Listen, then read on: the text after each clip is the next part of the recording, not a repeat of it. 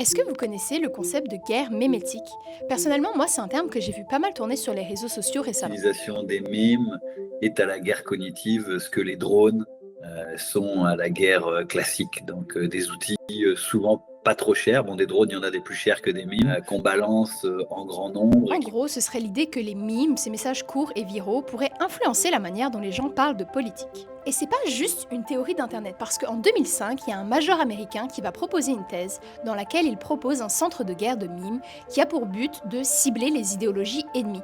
Et même l'OTAN va s'y intéresser. Une guerre qui travaillerait plus sur les enjeux cognitifs, à travers la fabrique, l'amplification, la diffusion en fait de contenus qui sont censés affecter en fait les esprits. Un exemple concret, ce serait les usines à trolls russes qui auraient tenté d'influencer les élections présidentielles aux États-Unis en 2016. Un autre exemple, Pepe the Frog, qui aurait été détourné par des membres de l'extrême droite pour pouvoir pousser certaines idées politiques. dans le concept de guerre cognitive, l'arme, c'est nous.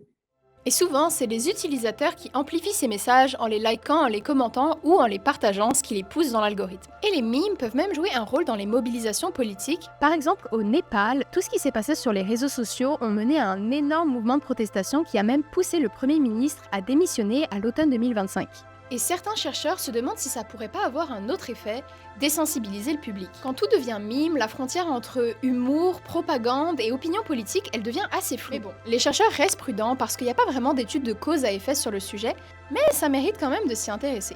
Parce que ça fait partie de la culture populaire et parce que quand des gouvernements ou des groupes radicaux s'emparent, ça amplifie leur capacité à rejoindre les gens.